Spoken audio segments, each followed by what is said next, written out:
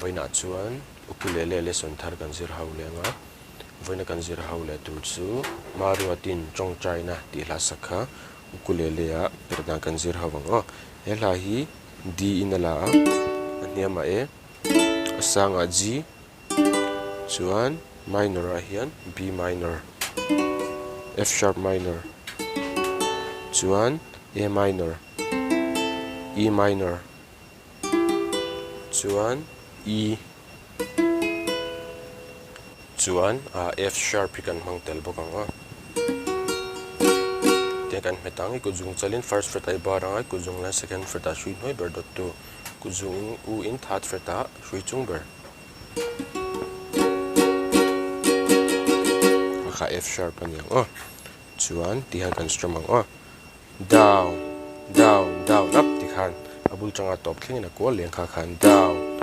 down down up down down down